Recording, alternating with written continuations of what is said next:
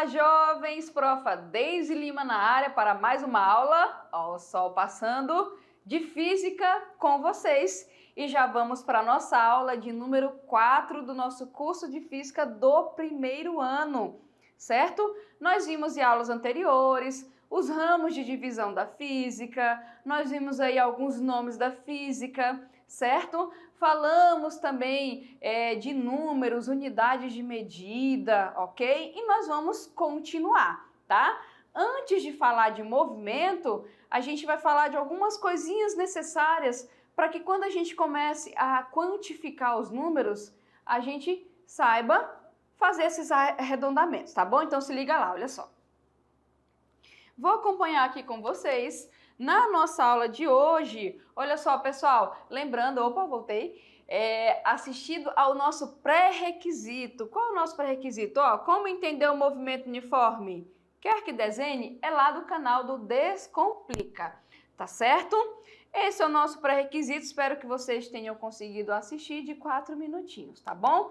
Bom, como eu falei para vocês, antes da gente falar aí de movimento uniforme, nós vamos falar um pouquinho de algarismos significativos e vamos ver a sua importância do entendimento, tá bom? O que são algarismos significativos, corretos e duvidosos?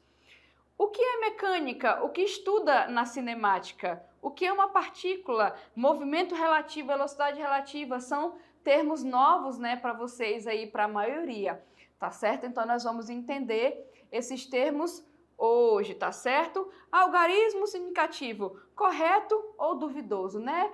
Um número correto, gente, é um número duvidoso, né? Então vamos começar, tá? O algarismo significativo, ele vem quando você realiza uma medição do objeto. Ah, eu quero medir um objeto. Você pega uma régua, por exemplo, e você quer fazer uma medida, tá? A gente sabe que a régua, ela é dividida em tracinhos maiores e tracinhos menores, não é? Então, cada tracinho daquele tem um valor específico. Então, imagine aí que ao realizar a medição de algum objeto, nunca teremos a medida exata do objeto utilizando uma régua, por mais precisa que seja. Por quê, pessoal? A régua é dividida em vários pedaços. Aqueles pedaços são divididos em pedaços. E se você for nessa brincadeira, cada pedaço dividido em pedaços, né? Então, é por isso que a gente nunca vai ter uma medida exata, tá certo? É por isso, pessoal, que sempre quando você faz uma medida, tem o carinha lá chamado de algarismo duvidoso, né? Vai ter um algarismo duvidoso nessa medição, tá certo? Ok? Bom, imagine o seguinte, ó, vamos fazer a medida de um comprimento X usando uma régua. O que vai ser esse X? Vai ser o comprimento de alguma coisa, tá? Pode ser uma formiga, né, gente? Pode ser alguma coisa que você queira medir, ok? Então imagine aí que você quer fazer essa medida. Bom, se tu pegar uma régua, o que vai acontecer? A régua está dividida em 100 centímetros, não é verdade? Então, quando você compra, tu pode comprar régua, por exemplo, de 15 centímetros, régua de 30 centímetros, por exemplo, régua de 60 centímetros, né? Então, as réguas, elas são divididas em centímetro, ok? Cada pedacinho, cada centímetro também tem divisões. Essas divisões são os milímetros, né? Que é o menor que vem aí depois, quando a gente está falando de régua, tá certo? Então, a régua ela é dividida em centímetros, cada pedaço maior, e os pedaços, né? Cada pedaço maior é dividido entre si aqui nos milímetros, ok? Então, quando a gente vai fazer uma medida, eu vou levar esses pedacinhos aí em consideração. Então, imagine que eu coloquei o X bem aqui e eu quero fazer uma medida. Se a gente colocar a régua, você pode perceber que ela começa no 0, vai até 1 centímetro, 2 centímetros, 3 centímetros e fica aí um pouco antes do 4. Então, não é exatamente 4, tá certo? Então, aqui nós vimos no nosso caso que o X ele está entre 3,7 e 3,8. Ou seja, se você der um zoom, ok, para ver, por exemplo, né, você vai ver que ele não está exatamente em cima de nenhum pontinho, ele está ali no meio. É por isso que a gente fala que está entre 3,7 e entre 3,8, tá certo? Então, ele está ali. Eu sei que a medida de X está entre 3,7 centímetros e 3,8 centímetros, tá certo? Então, eu tenho uma dúvida, não é, pessoal? Tem alguma coisa aí me gerando uma dúvida. Entre o 3,7 e o 3,8, eu também lembro que eu falei para vocês que cada milímetrozinho daquele também tem uma divisão. Então, significa que entre esse e esse eu tenho um algarismo ali duvidoso, certo? Eu não sei com exatidão a minha medida, tá certo? Então, olha só, colocando a régua aqui novamente, não sabemos qual algarismo que vem depois de 3,7. Poderíamos dizer que pode ser 3,71, 3,72, 3,73? Não sei, certo? Eu sei que está entre 3,7 e 3,8. Quando eu coloquei a minha régua, aproximei bem o meu rosto, eu consegui ver isso daí, tá? Neste caso, gente, a gente tem certeza o quê? Do 3 e do 7. Eu coloquei a régua bem aqui. Então, se eu for me aproximar, eu contei os pontinhos. Um tracinho. 1, 2, 3, 4, 5, 6, 7. Eita, tá bem aqui entre o 7 e o 8. Então, o 3 e o 7 eu tenho certeza. Depois disso, eu não tenho certeza, tá certo? Neste caso aqui a gente tem certeza do 3 e o 7, mas será o que vem depois do 7? O 8 não é porque ele está um pouquinho para lá. Pode ser o quê? 1, 2. Então, esse que eu não tenho certeza, eu vou chamar de duvidoso. Então, por exemplo, se eu falo que depois do 3,7 vem o 2, mas eu não tenho certeza, eu estou olhando aqui no olhômetro, mas eu vou colocar esse valor, então o 2 é o meu duvidoso. Mas a gente pode perceber que ele não está interferindo na medida do 3,7. Então, o 3,7 é a certeza. O 2, ele vai vir ser o quê, pessoal? O duvidoso, tá certo? Ok? Entendido isso? Fechado? Tá? Bom, entendendo o que é o duvidoso, a gente vai entender que o que é o algarismo significativo. São aqueles que têm o que, pessoal? A importância na exatidão do número. Lembra que eu falei para vocês que o 3 e o 7 são as nossas certezas e o que vem depois dele, eu coloquei como 2, por exemplo, é o duvidoso? Então, significativo é aquele o quê? Que dá importância na exatidão. Então, eu sei que o meu x, qual é a minha certeza? Que é 3,7. O que vem depois é duvidoso. Então, a gente tem um algarismo aí significativo, tá? Que é aquele que vai te ajudar a entender a medida, tá certo? Os algarismos aí, então, significativos são todos aqueles contados da esquerda para a direita, tá certo? A partir do primeiro algarismo diferente de zero. Então, olha só, exemplo. Eu tenho aqui, ó, 45,30 centímetros. Se eu for contar da esquerda para a direita, né, gente, ó, da esquerda, tá? Se eu for contar da esquerda para a direita, eu tenho o 4, eu tenho o 5, eu tenho o 3 ali e eu tenho o 0. O 0, ele vai entrar aqui, tá certo? Então, tá aqui, ó, da direita, como ele coloca aqui, da esquerda, da sua esquerda para a sua direita, tá certo? Né, ó, 4, 5,3, 0, né? A pessoa riscando A aqui, né, gente? Mas é isso, ó, 4, vírgula 5, né? 4, 5,3, 0. Então, eu vou contar 4, 5, 13, 0. Tenho 4, tá certo? Aqui, algarismos aí, ok? Eu tenho 0,0, aí lembrando que são os diferentes de 0. Aí eu vou ter 5, 9, 5. Então, eu tenho 3 algarismos aí significativos. Aí eu venho para o último aqui, 0,0450. Então, qual é o que começa diferente de 0 da esquerda para a direita? É o 4. Então, 1, 2, 3. Tá certo? Pronto. Assim você consegue contar. Fechado? Belezinha? Pessoal, vamos para o quadro rapidinho lá que eu vou mostrar a importância para vocês, tá certo? Bom, pessoal, olha só. Indo para o quadro, o que a gente vai encontrar aqui? Ó, vou colocar para vocês. Importantíssimo, zeros à esquerda não são algarismos significativos. É por isso que anteriormente nós não contamos os zeros, tá? Então, se eu for pegar o algarismo significativo desse carinha aqui, qual é o que começa? Vou começar pela esquerda, tá? Se você começar aqui pela esquerda, olha só, não entra, tá? Deixa eu pegar aqui a minha canetinha. Ah, olha só. Esses zeros aqui, ó, comecei da esquerda. Esse cara não vai entrar. Aqui, opa, deixa eu pegar o primeiro diferente zero. Pronto, achei aqui, tá? Então, zero à esquerda, né? Ele não vale. Fechado, belezinha? Então, nesse caso aqui, eu tenho o quê? Apenas um algarismo significativo. Fechou, jovens? Ok? Bom, importante também, pessoal, que o zero à esquerda do primeiro algarismo correto, antes ou depois da vírgula, não são significativos. Refletem apenas a utilização da unidade ou seus múltiplos subnúmeros. Como assim, professora? Como assim? Olha só, pessoal. Ó, imagine aqui, eu tenho 0,0595. O que eu falei para vocês?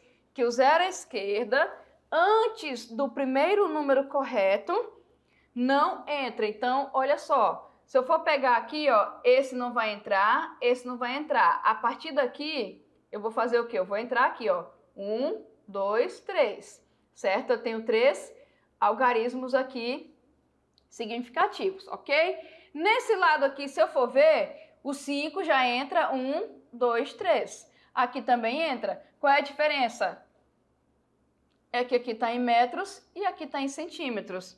Ou seja, 0,0595 metros, se eu for de metro para centímetro, né, gente? O que eu vou fazer? Andar 2 casas, né? Lembrando, metro, decímetro, centímetro, tá certo? 1, 2. Então, eu venho aqui, ó, 1, tá certo? Opa, ficou muito feio aqui, né? Deixa eu apagar aqui, peraí. Canetinha, tá aqui, ó, 1, 2, ó, 1, 2, 1, 2, 5,95 centímetros. O valor não é alterado, eu apenas fiz uma transformação de unidade e deixei com os mesmos 3 algarismos significativos, tá? Então, não se alterou aqui, eu continuei com 3 algarismos significativos, tá, gente? Então, cuidado. A partir do momento que você transforma, certo? E você vai tirar esses zeros, ok? Então, eu tenho que ter cuidado aqui. Eu transformei de metro para centímetro. Eu continuei com 3 algarismos, tá? Belezinha? Fechado? Importante também lembrar que os zeros colocados agora sim à direita, jovens, à direita do resultado são algarismos, ok? Os à esquerda não. Agora, à direita, né, ele vai entrar. Então, a esquerda, né, gente, que a esquerda não entra, a direita entra, tá? Então, vamos brincar. Se chiou, não entra. Se não chiou, entra. Então, aqui, ó, esse aqui esquerda, a esquerda não entra, né? Então, eu tenho 1, 2, esse aqui já é a direita, já entra como algarismo significativo. 1, 2, 3. Fechou? Então, aqui eu tenho 3 algarismos. Aqui, esquerda não entra, esquerda não entra. Aqui sim, ó, 1, 2. Então, aqui tem 3 e aqui tem 2. O zero à direita conta, o zero à esquerda não conta. Fechado? Pois o primeiro tem 3 algarismos aqui, então, e o segundo só tem 2. Fechado, pessoal? Belezinha? Entendido isso, né?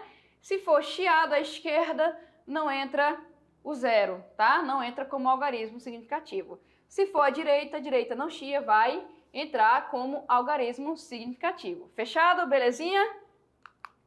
E número que tem potência de 10, como fica a notação científica? Serão algarismos significativos, exceto a própria potência, tá? Então, imagine aqui, ó, 7,854. Eu quero transformar em notação. Lembrando que notação, né, gente, é entre 1 e menor que 10. Então, eu vou fazer o seguinte, ó. Eu tenho aqui, ó, eu tenho que andar para a esquerda 1, 2. Toda vez que anda para a esquerda, sobe o quê? Positivo. Então, eu andei 2 para a esquerda, subiu 2 positivo. Fechou? Aqui nesse caso, pessoal, ó, eu tenho um algarismo significativo, 2, 3, 4, certo? Fechado? Ok? Aí aqui, ó, ambos têm os mesmos, ó, 1, 2, 3, 4 algarismos significativos aí também, ok? Então, ambos têm aí os algarismos 7, 8, 5, 4, né, seguidos. A potência de 10 apenas está movendo a vírgula, a gente pode perceber, né? Eu movi a vírgula aqui 2 vezes para a esquerda, aí eu coloquei essas 2 vezes movidas aqui em cima, né, gente, para não cair, né? Coloquei aí, ok? Então, não afeta a quantidade. Fechadinho? Beleza? Ok? Pessoal, olha só, vem aqui comigo, ok? Olha só. Lembrando, pessoal, que isso é importante a partir de agora, porque a gente vai começar a trabalhar com movimento. Movimento tem medida, então é importante você saber essa questão do algarismo significativo, essa questão também da potência de 10, tá? É importante a gente saber regras de arredondamento e conforme a gente for conversando aqui e resolvendo os exercícios, nós vamos nos lembrando e relembrando disso, ok? Bom, passado isso daí, o que a gente vai fazer agora? A gente vai entrar na física, no estudo do movimento. A gente fez uma parte aí introdutória, né, que é importante para poder seguir até aqui. Então, a partir daqui, nós vamos falar da física que estuda o movimento, que dentro do nosso ramo lá da nossa árvore, lembra lá a primeira aula? É a mecânica. Uai, professora, mecânica de automóveis? Mecânica automotiva? Não, pessoal. Mecânica é a parte da física que estuda movimento.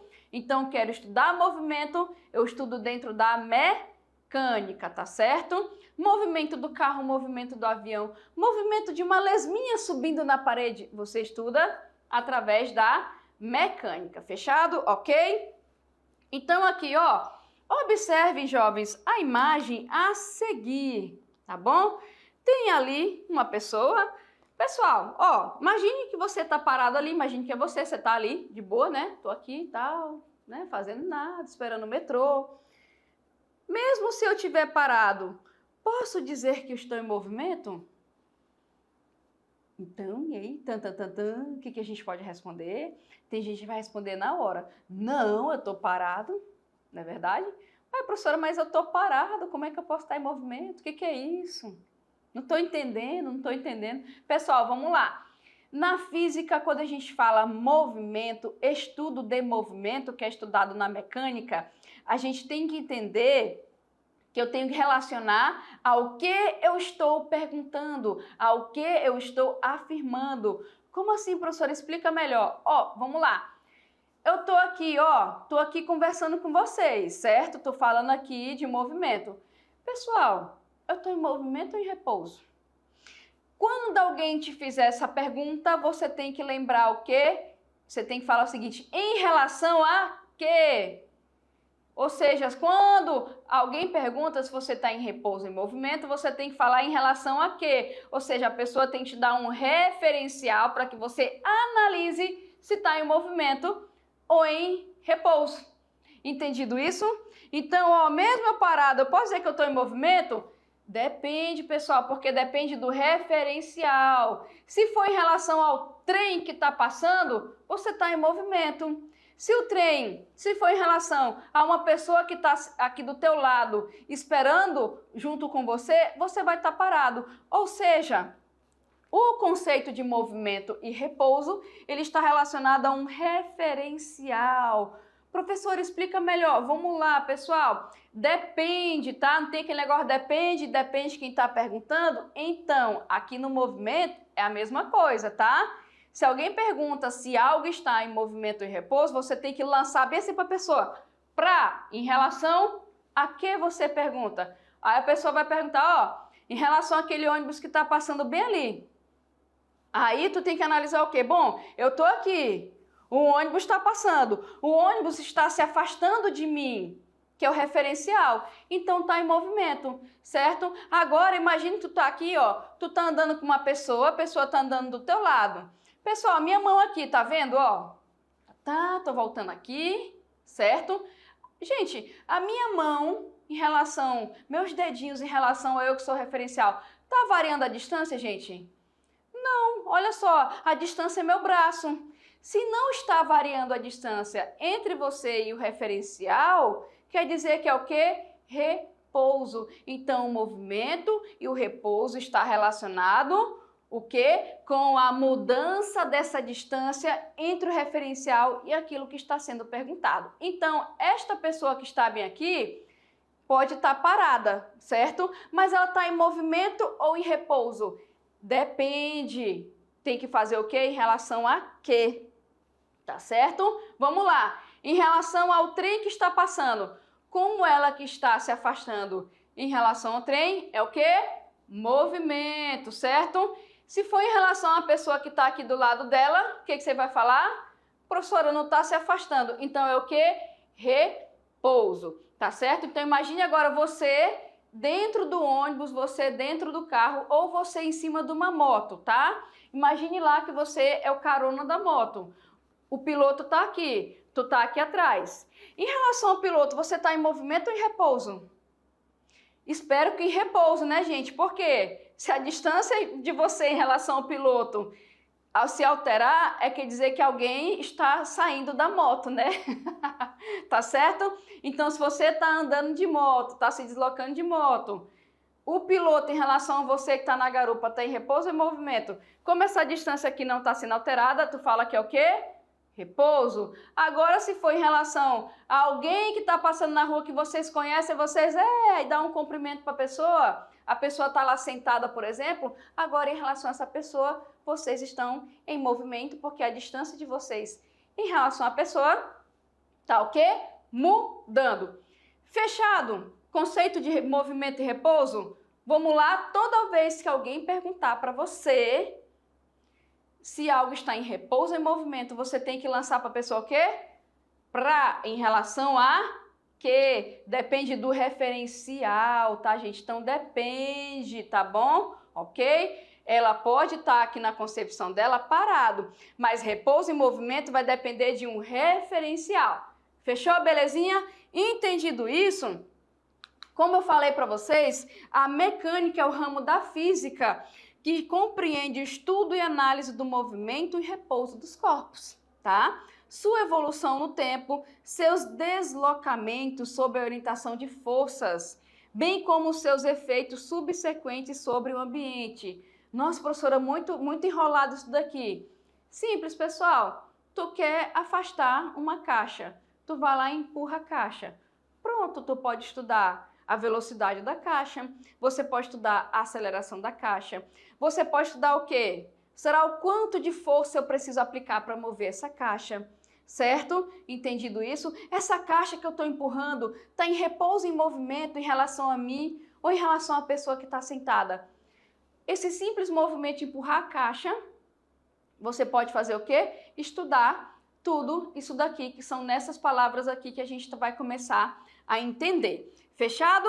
Então, pessoal, a mecânica que estuda movimento, tá? A mecânica, a gente está dentro da física clássica, é por isso que eu chamo de física clássica ou mecânica clássica, tá? Então, a mecânica está dentro da física clássica, então vou chamar de mecânica clássica, tá ok? Ela é composta, gente, pelo conjunto. Ué, professora, mas mecânica não estuda movimento? Estuda, tá, pessoal? Mecânica estuda todos os tipos de movimento, ok?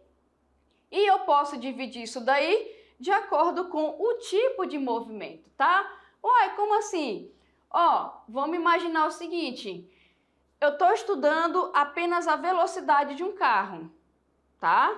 Eu vi um carro passando na rua e tu fica se perguntando, ou uma moto passando na rua, né? Um cachorro correndo, será em que velocidade está esse carro aí?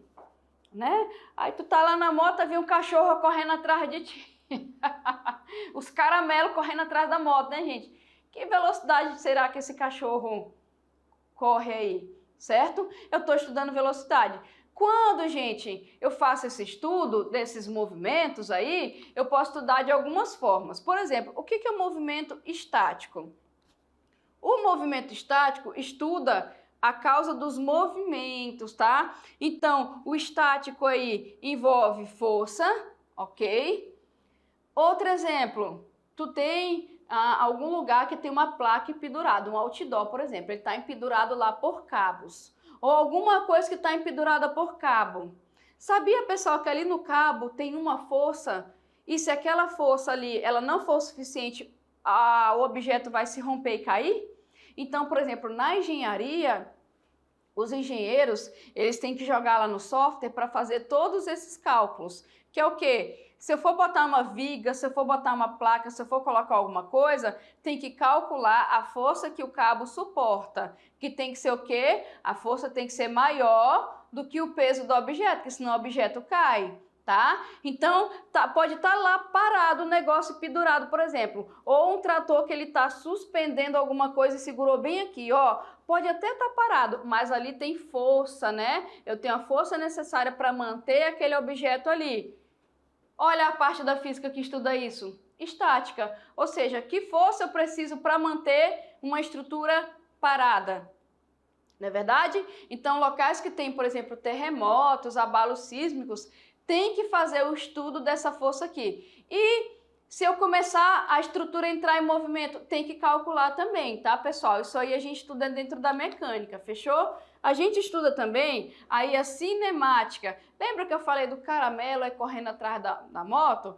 Eu não sei o que causou o movimento do caramelo, não sei o que causou o movimento da moto, mas eu quero estudar a velocidade. Eu quero estudar o movimento sem me preocupar com o que causou esse movimento. Eu não sei o que causou esse movimento. Eu sei que foi uma força, mas eu não estou querendo estudar. Por enquanto, que parte da física é? Cinemática, compreende o estudo do movimento sem considerar o que causou esse movimento. Por exemplo, uma bola. Aí pá, a bola foi chutada, foi gol, foi bem no cantinho da trave ali, entrou, né? Foi bem no cantinho. O que causou o movimento da bola? Não sei, mas eu quero estudar a velocidade dessa bola. Cinemática, fechado? Mas, professora, eu quero saber a força que eu tenho que aplicar no chute da bola. Eu quero saber com que força eu tenho que empurrar o sofá. Eu quero saber como eu posso causar o movimento. Aí, gente, a gente já entra na dinâmica, tá bom, jovens? Que estuda o movimento com suas causas, fechou? Mecânica estuda movimento. Cinemática, sem se preocupar com a causa. Dinâmica é a causa do movimento, que é a força, e estática é quando eu tenho o estudo da força para manter em repouso, tá certo? Fechado? Ok? Bom, passando isso, como eu falei para vocês, ao estudar a cinemática, procuramos descrever movimento dos objetos aí, então, sem se preocupar com a causa, tá certo? Por exemplo, o que é uma partícula? Vocês vão ver isso muito nos exercícios de física. Uma partícula está em movimento. Bom, a partícula, pessoal, ela é um nome genérico, né? E você fala que a partícula é um objeto, tá? Quando as suas dimensões são muito pequenas em comparação com as demais dimensões que participam do fenômeno. Um exemplo, essa formiguinha numa folha, tá? A formiga é um animalzinho muito pequenininho, né? Nesse caso, pessoal, se a formiga é um material, né, um ponto material, vamos dizer assim, algo pequenininho, né, um pontinho pequenininho, tá? Eu posso falar que é o quê? Uma partícula. Nesse caso, como a folha também é pequena, então a formiga em relação à folha não fica tão pequena assim, não é? Então eu posso dizer que nesse caso, né, não é uma partícula. Agora, se eu pego uma formiga, imagine uma formiga em relação a um campo de futebol. Ela é bem pequenininha em relação ao campo de futebol, então eu chamo ela de partícula. Agora, em relação a só uma folhinha de grama, uma folha de grama pequena do campo, aí eu olho a formiga, aí ela não vai ser partícula, tá? Outro exemplo, pessoal, é o seguinte, um carro, por exemplo, um carro ou um trem lá que tem um certo comprimento vai atravessar um túnel. Eu quero calcular a velocidade. O trem não é uma partícula, porque em relação ao túnel que ele está atravessando, eu não posso desprezar o tamanho do trem. Agora, se ele estiver numa rodovia enorme, enorme, com vários quilômetros, aí eu não preciso considerar o tamanho do trem, tá? Por exemplo, aqui, ó, folha de papel, como eu falei para vocês, né? Imagine em relação agora à mesa. Mesma coisa, tá, gente? Em relação à mesa aqui, ó, deixa eu colocar aqui, ó, ela é tão pequena que ela tá bem aqui no canto, ó, e a gente nem percebeu. Ela tava lá no canto, tá, pessoal? Então, olha só. Falado de partícula, vamos pegar esse exemplo aqui. A distância da Terra ao Sol é cerca de 10 elevado a 4 vezes maior que o diâmetro da Terra, tá certo? Então, a distância entre a Terra e o Sol é muito grande, ou seja, tu pega o tamanho da Terra, né? Tu pega o tamanho da Terra e olha só quantas vezes essa distância é maior, tá? Ao estudarmos o movimento da Terra em torno do Sol, você acha que podemos tratá-la como uma partícula? Aqui que você tem que fazer em relação, pessoal, às suas dimensões, tá? Então, eu tenho Terra, tá vendo? Eu coloquei uma bolinha bem aqui para representar a Terra. O raio da Terra, né, é de 6.000 quilômetros e essa distância é de 149 milhões e 600 mil quilômetros. Então, gente, é muito quilômetro, né? Olha lá, ó. Tá certo? Então, jovens, ó, nesse caso, vamos só colocar um arredondamento aí pra gente conseguir observar essa distância, tá? Então, vamos transformar em notação científica aqui rapidinho. Olha só, eu vou pegar os 149 milhões e 600. Vamos lá no quadro rapidinho que eu vou riscar com vocês, tá bom? Vamos lá. Tá aí, pessoal, ó. Como é que fica esse cara em notação científica? Eu vou pegar 1, 2, 3, 4, 5, 6, 7, 8, na verdade? Tá aqui, ó. Então, vou colocar aqui, vezes 10 oitava quilômetros. Distância,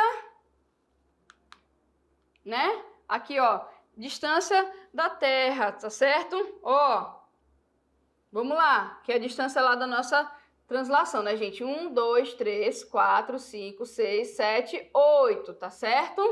Tá aqui. Transformei aqui também, beleza? Tá? Aqui a gente fez um arredondamento, né, gente? O 9 tá mais perto do 10, então ele vira 0 e sobe 1 para cá, já tinha 4, ficou 5, né? E aqui, pronto, fazendo uma comparação. E nós temos o raio da Terra, né? Eu tenho a distância aqui, que foi considerada, tá? Como eu coloquei no exercício, né, gente? Tá aí a distância, ok? O raio da Terra é só 1, 2, 3, né? Olha só. Sim, gente, então, como essa distância, olha só, como essa distância aqui a gente pode ver que está 10 oitava, essa aqui está 10 a terceira, como foi colocada lá no exercício, que é aproximadamente aí cerca de 10 elevado a 4, né? A gente viu que é parecido, né? Aqui, ó, em relação ao que a gente colocou, a diferença aqui, ó, se a gente for ver, é basicamente de 10 a 5, 10 a 4. Então, ela é considerada, assim, uma partícula porque o raio da Terra é muito pequeno comparado com a distância que ela está do Sol. Fechou? Entendido essa questão aí? Pessoal, quando eu falo de movimento relativo, lembra que eu falei para vocês que depende, tá? Então, aqui, ó, o movimento está presente em nossa vida o tempo todo. Pessoas, animais e carros em trânsito, né? Esse aqui, né, gente, olha só, esse aqui está em movimento, né? A distância dele se afastando em relação ao cavalo. Então, ele não teve aqui um final feliz, né, gente? Então, tá certo? Então, o movimento está em tudo, tá?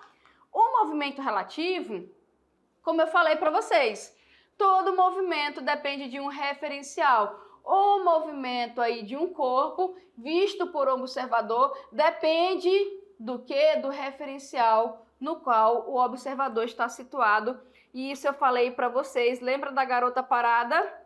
Então, o referencial, tá, pessoal, é o que vai determinar se algo está em movimento ou não, tá? Expliquei isso para vocês, né?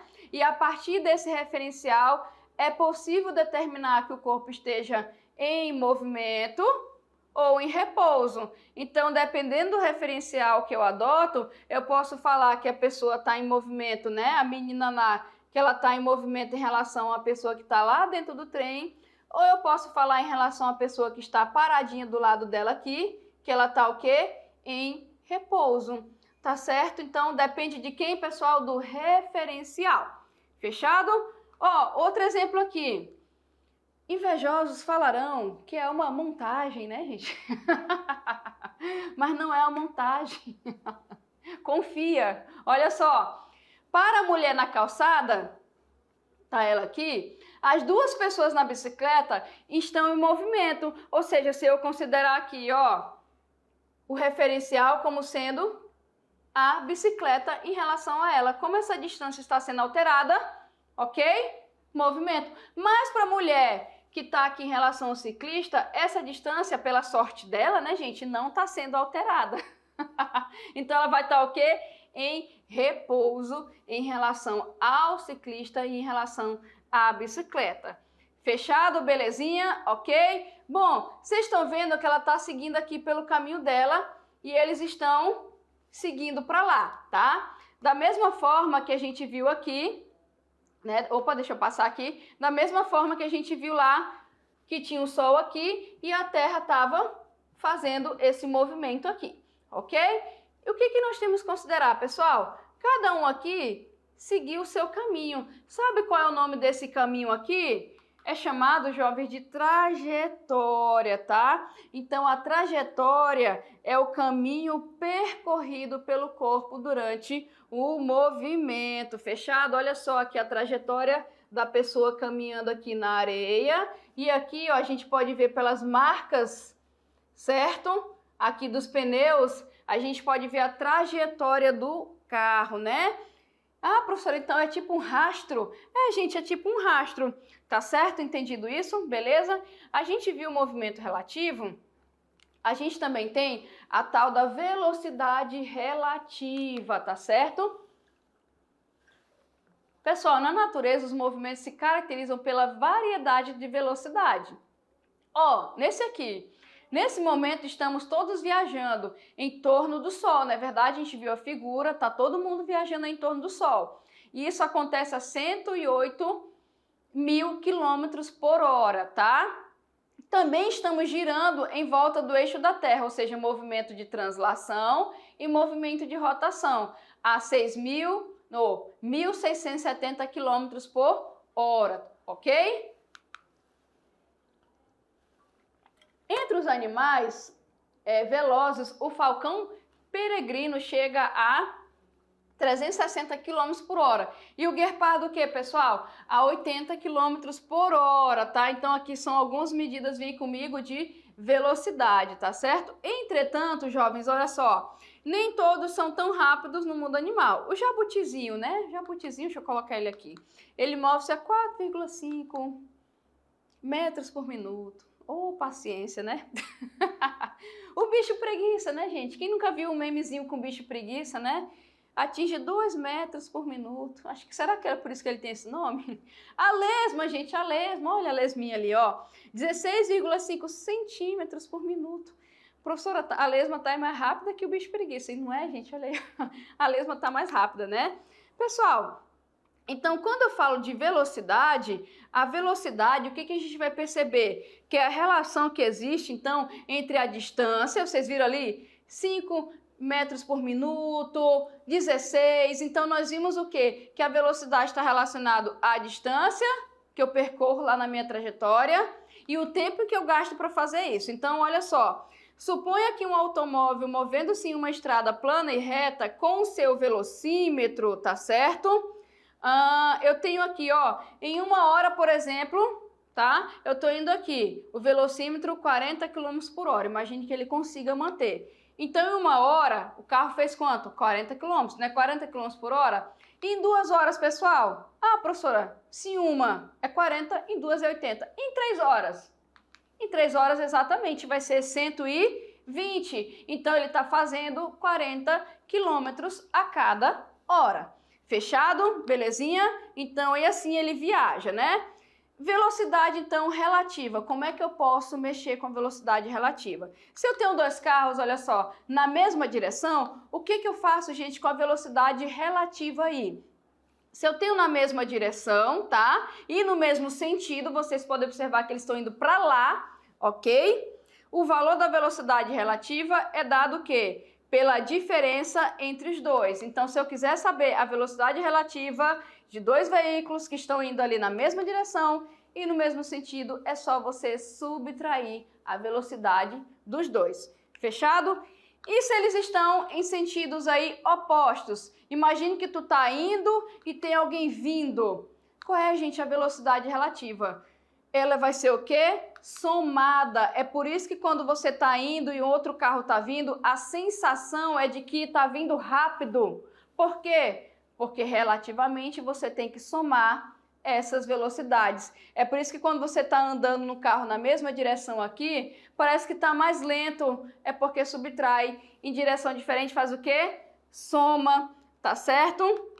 Então, por exemplo, aqui, ó, se eu tenho dois carros que estão aqui na mesma estrada, mas eles envolvem aqui, um tá 80 e o outro também aqui, ó, tá 80, a distância entre A e B está variando? Depende, né, pessoal? Depende. E para o observador que está no A, o carro B está em parado ou em movimento? Então, vamos lá para responder. A distância está variando, pessoal?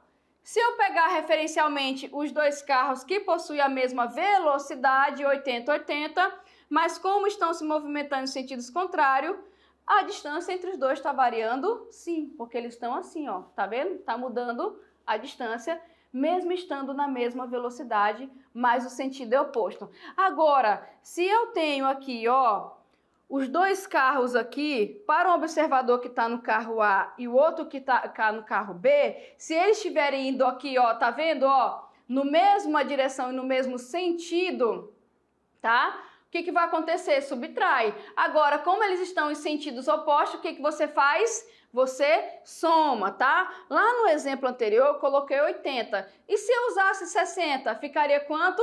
120. Se eu usasse 80, ficaria quanto? 160. Belezinha? Entendido isso, jovens? Ok? Então, quando você utiliza aí certas regras matemáticas na resolução das equações, é necessário que as medidas também tenham as mesmas unidades. Quilômetros por hora, metros por segundo, metros por segundo. Tá certo? Aí você vai e me pergunta, professora, e se um tiver em quilômetros por hora e o outro em metros por segundo, o que é que eu faço? Você vai o quê? Transformar, tá? Vamos ali no quadro rapidinho, pessoal. Aqui, como fazer essa transformação? A gente tem que lembrar que 1 quilômetro tem 1000 metros e 1 hora 3.600 segundos. Lembrando que esta relação que eu vou fazer aqui para vocês é somente para eu mostrar o que a gente vai utilizar nas nossas contas. Se eu dividir 1 quilômetro por 1 hora, eu vou ter essa relação aqui, ó, de 10 para 36. Se eu dividir esse cara por 10 aqui, em cima e embaixo, eu vou ter essa relação de 1 para 3,6. Multiplicando cruzado, que é em x, eu vou ter o quê?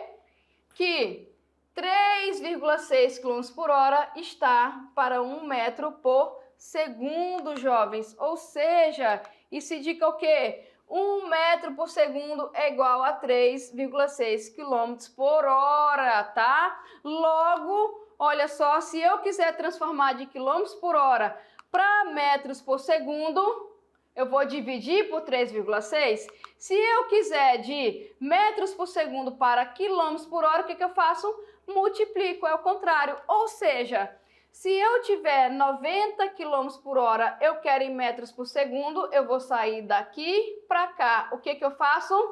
Divido por 3,6, que dá 25. Agora, se eu quiser 10 metros por segundo para quilômetros por hora, eu faço o quê? Multiplico por 3,6. Ou seja, do maior para o menor você divide, do menor para o maior você multiplica. Então, se eu multiplicar, dá 36 km por hora. Fechado? Belezinha? Vem aqui comigo. É isso aí, pessoal. Bacana, né? Nossa aula de hoje. Depois eu volto com mais física para vocês. Tchau, tchau.